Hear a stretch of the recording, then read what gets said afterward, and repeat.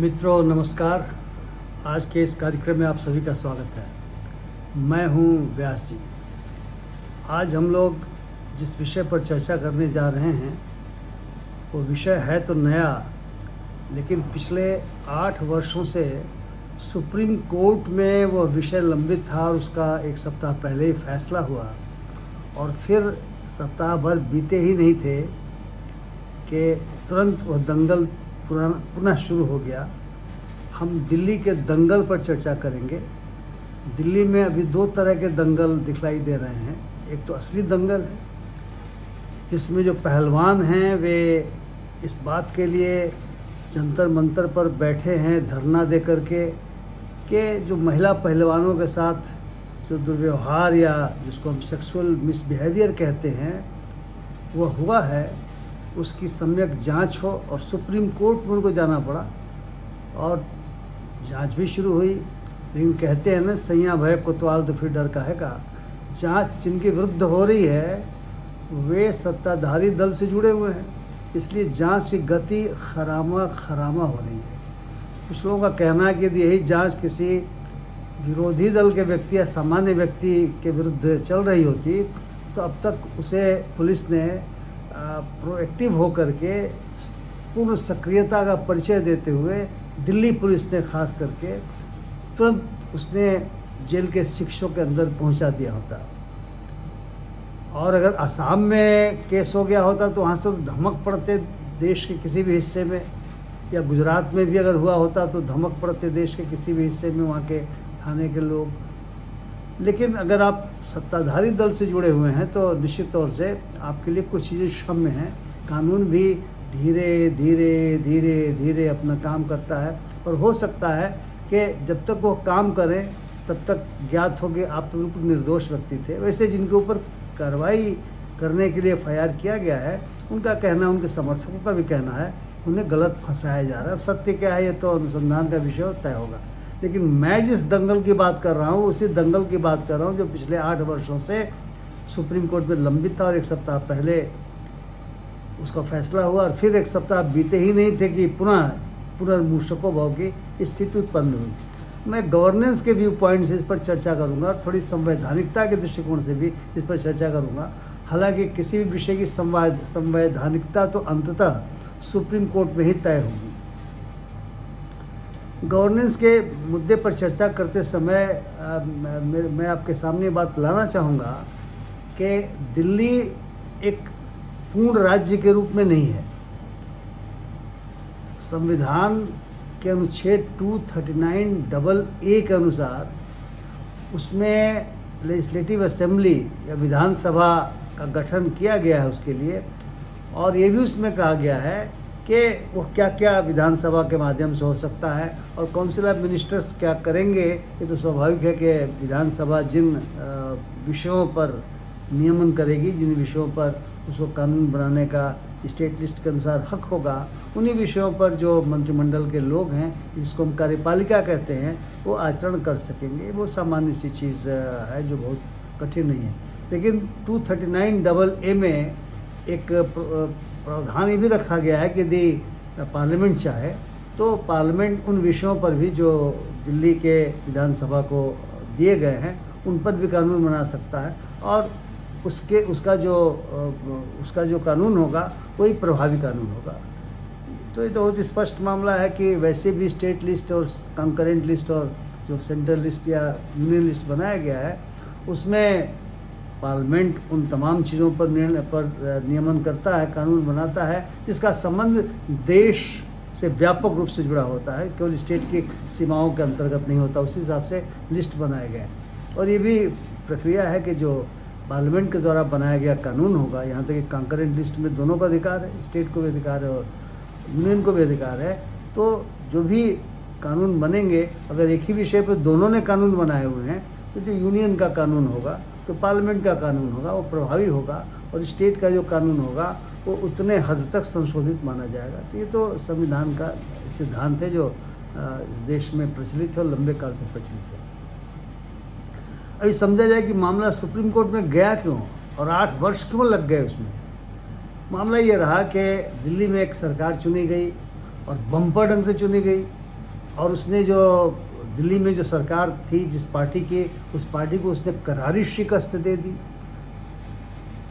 समस्या ये शुरू हुई कि जो शिकस्त दे करके आए उनके साथ जो केंद्र सरकार थी वो तालमेल की थोड़ी सी कमी पाई जाती है, पाई जा रही है, लगातार पाई जा रही है, तब से पाई जाती रही।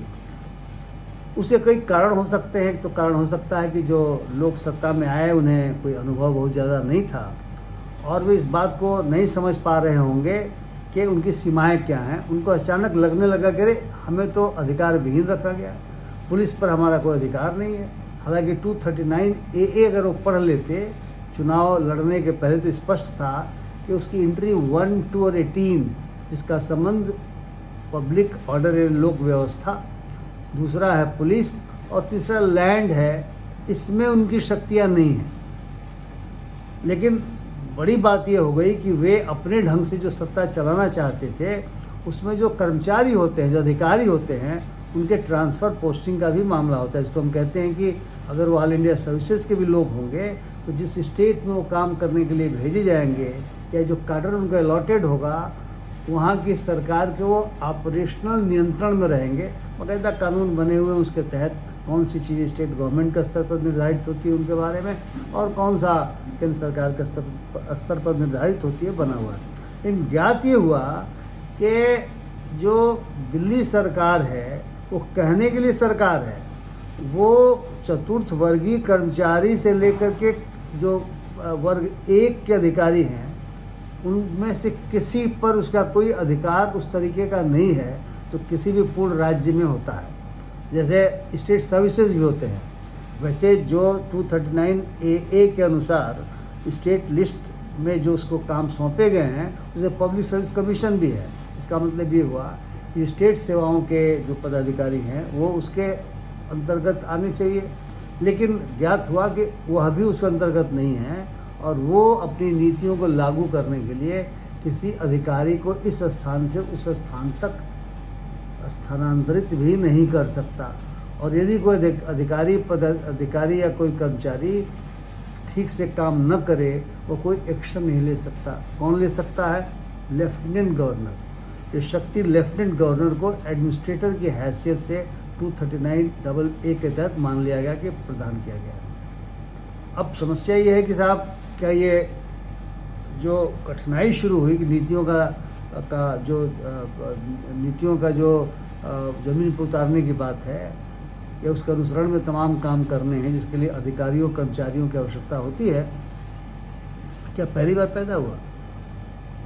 अगर आप अभी मीडिया में जो खास करके जो टेलीविज़न चैनल हैं या अखबार हैं उसे देखेंगे तो ये पता चलेगा कि साहब इसके पहले जो सरकार थी उस सरकार की जो मुखिया थी वो 15 वर्षों तक रही, उनके समय कोई समस्या नहीं आई। वे सीधे चली जाती थी चाहे केंद्र में किसी की भी सरकार रही हो और वे जो चाहती थी कि किस तरीके से वे शासन करना चाहती हैं, किस तरह से गवर्नेंस करना चाहती हैं, उसमें सहयोग लेकर के चली आती थी। लेकिन ज्ञात हो रहा है कि अभी थोड़ी कठिनाई आई है। अब ये कठिनाई क्यों आई है इसके पीछे तो केंद्र में जो लोग काम करते हैं, जो राज्य में काम करते हैं, वही बता सकेंगे। लेकिन आम लोगों के रूप में कुछ चीज़ें बहुत बैफलिंग अंग्रेजी में जिसको कहते हैं, यानी चकरा देने वाली।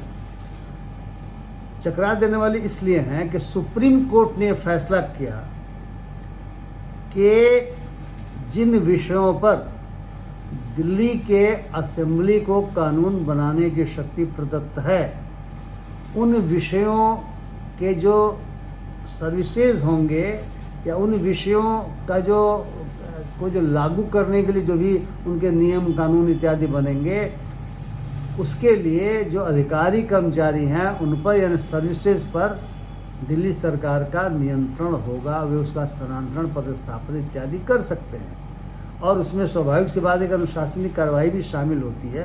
हालांकि उसके नियम बने हुए हैं कि अंतिम रूप से फैसला कौन कर सकेगा। जैसे डिसमिसल, रिमूवल और रिडक्शन इन रैंक में किसी भी पदाधिकारी कर्मचारी के ऊपर उसका जो नियुक्ति पदाधिकारी है उसे नीचे का कोई नहीं कर सकता। ये बना हुआ है, सेफ गार्ड बने हुए, वरना फिर मुश्किल हो सकता था। अब 8 सालों तक इसलिए लगा क्योंकि 239AA की व्याख्या सुप्रीम कोर्ट में करना पड़ा। 5 जजों के कॉन्स्टिट्यूशन बेंच को करना पड़ा। उसमें केंद्र सरकार ने भी अपना पक्ष रखा।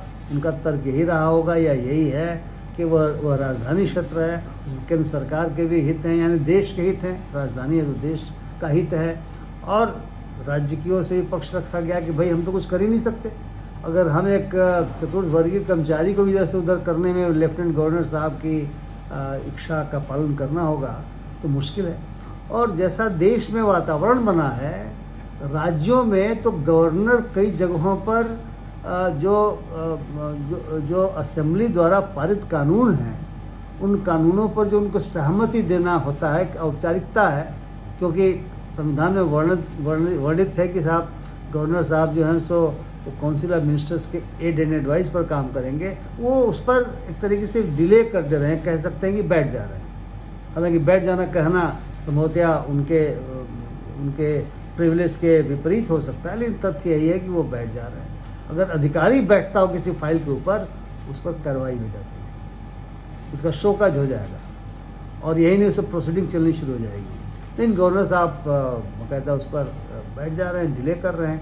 और एक गवर्नर ने तो बाकायदा अधिकारी कुछ मिलने गए थे, नया सर्विस में आए थे, कहा था कि जब गवर्नर किसी लॉ को क्लियर नहीं कर रहा है तो स्पष्ट हो जाना चाहिए कि वो नहीं चाहता। अरे भाई, संविधान में व्यवस्था नहीं है। संविधान में यदि आप नहीं चाहते तो लिखिए कि इसमें गलतियां हैं, वो वापस जाएगा और फिर असेंबली में उस पर पुनर्विचार होगा, आपके हुक्म की तामील होगी और वापस आएगा। ये संविधान की प्रक्रिया दी हुई है। लेकिन ये थोड़ा है कि आप उस पर लंबे काल तक बैठ जाएंगे या उसको राष्ट्रपति के यहाँ भेज देंगे और मतलब फाइल को घुमा देंगे दूसरे शब्दों में, और मान लिया जाएगा कि आपको उसमें सहमति नहीं है, इसलिए जिस सरकार ने वहाँ भेजा वो मान ले कि सहमत नहीं है, इसलिए कानून को पास न करें। क्योंकि कानून को पास करना न करना असेंबली का काम है, ये किसी भी इस तरह के महामहिम का काम नहीं है। और जो लेफ्टिनेंट गवर्नर दिल्ली के हैं और उसके जो लोग रहते आए हैं, पता नहीं क्यों ऐसा हुआ है, ऐसा जो दिखाई दे रहा आम जनता के रूप में, कि जो चुनी हुई सरकार दिल्ली की है उसके साथ बिल्कुल झगड़े की स्थिति है। लगता है कि they can't see I to आई।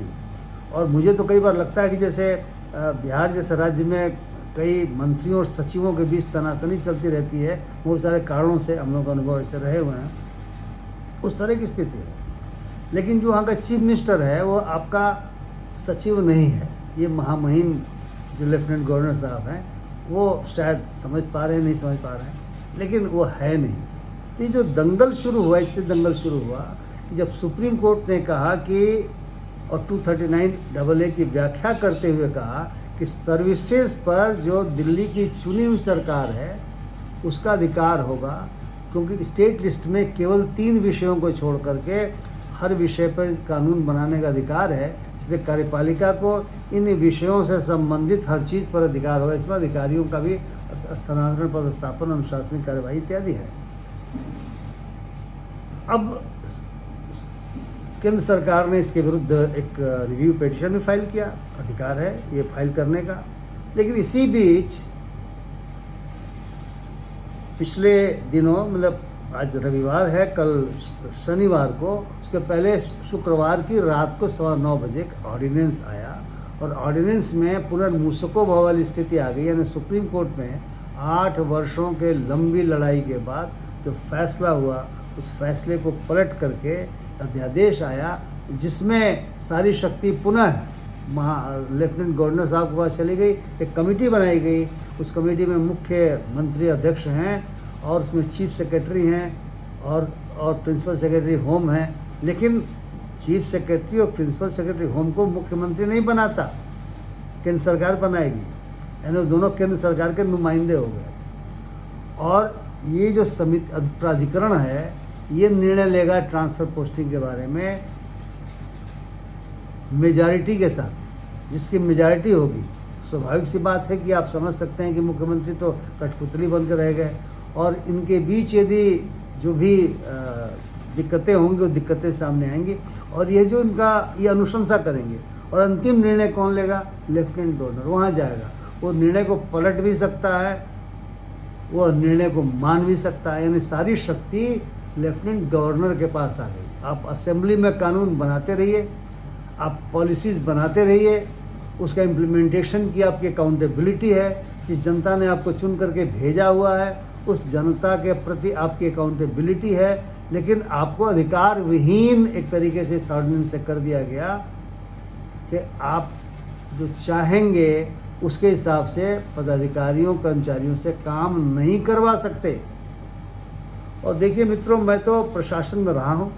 यदि किसी प्रदेश के मुख्यमंत्री को या देश के प्रधानमंत्री को पदाधिकारियों पर कार्रवाई का अधिकार नहीं दिया जाएगा तो निश्चित तौर से शासन नहीं चल सकता, गवर्नेंस नहीं चल सकता, उच्छृंखलता बढ़ेगी, मनमौजीपन बनेगा, हर व्यक्ति अपने अपने दिशा में काम करेगा।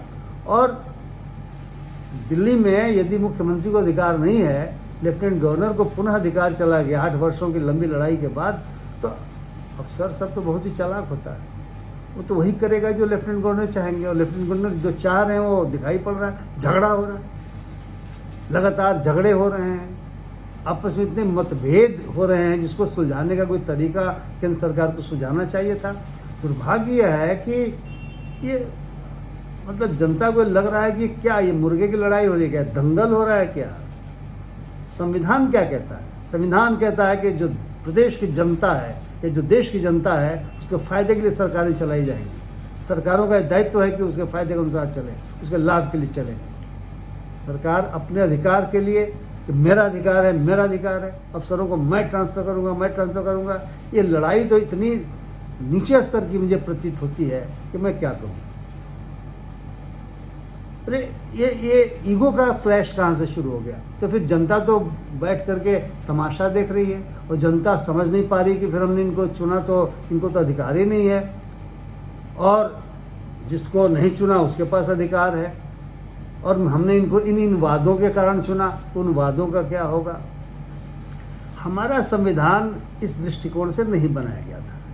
यह जो 239AA जो 1991 में संविधान संशोधन के पास लाया गया होगा, कभी लोगों ने नहीं सोचा होगा कि एक ऐसी स्थिति उत्पन्न हो जाएगी अगले 30 वर्षों में जहाँ पे दिल्ली में ऐसा स्टेलमेट आ जाएगा।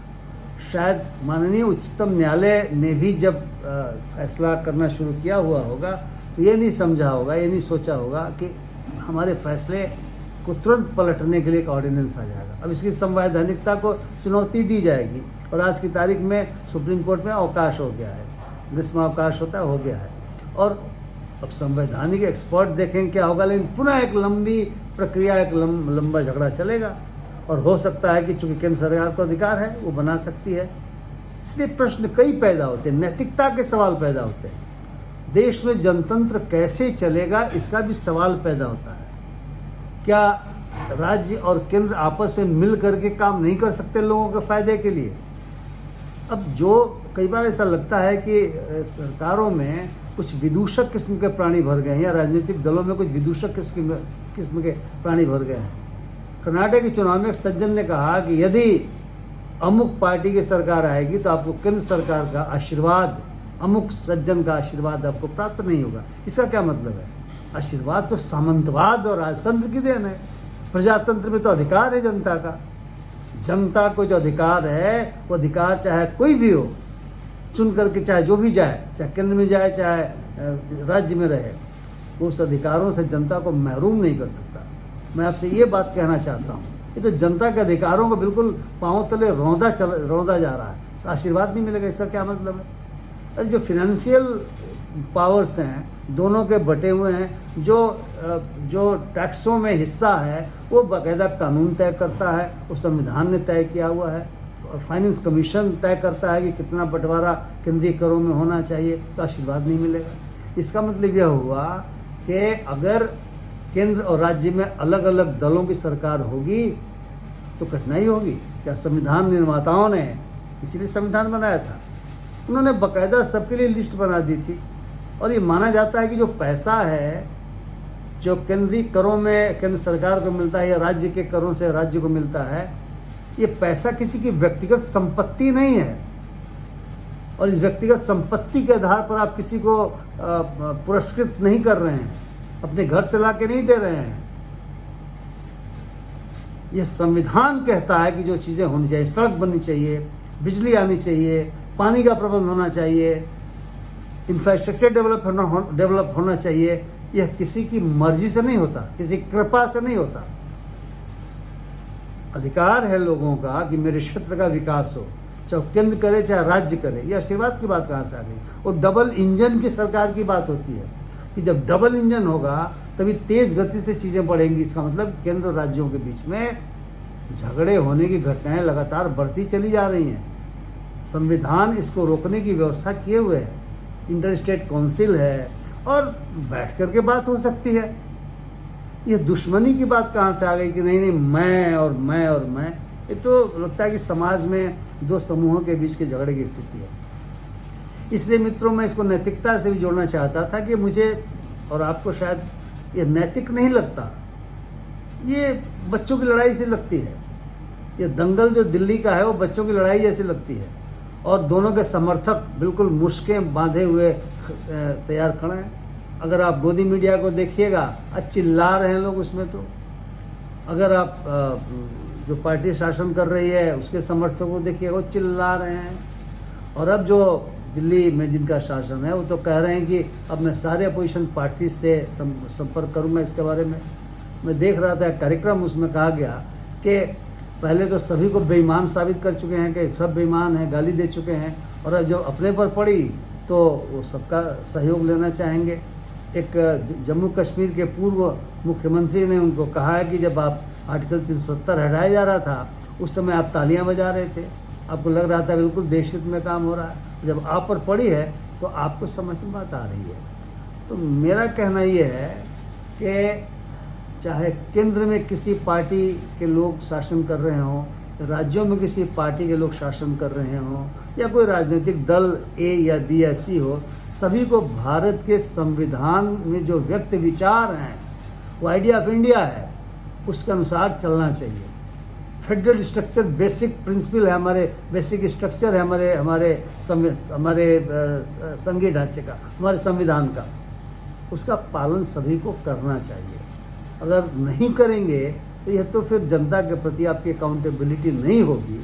और मैं समझता हूँ कि हम सभी लोगों को जो इस कार्यक्रम को सुन रहे हैं, देख रहे हैं, ये समझना चाहिए कि जनता के प्रति सरकारें अकाउंटेबल हैं। सरकारें राजा नहीं हैं, हम राजा नहीं चुनते। प्रजातंत्र में वोटों की ताकत से हम अपने प्रतिनिधि चुनते हैं और वो प्रतिनिधि मिलकर के सरकार बनाते हैं जिनकी जवाबदेही हमारे प्रति होती है। जनता सुप्रीम होती है प्रजातंत्र में, और इसे किसी भी राजनीतिक दल को या किसी भी सरकार को नहीं भूलना चाहिए। मित्रों, इन्हीं शब्दों के साथ मैं अपने कार्यक्रम को समाप्त करूंगा। यदि आपको अच्छा लगा हो तो निश्चित तौर से अपनी प्रतिक्रिया हमारे चैनल पर जरूर अंकित करें, और अगर आपको मेरी बात से असहमति हो तब भी आप अंकित करें, ताकि विमर्श तो चलते रहना चाहिए, संवाद तो चलते रहना चाहिए। और यदि अभी तक आपने मेरे चैनल को सब्सक्राइब नहीं किया हुआ हो तो कृपया सब्सक्राइब करें। बहुत बहुत धन्यवाद। नमस्कार।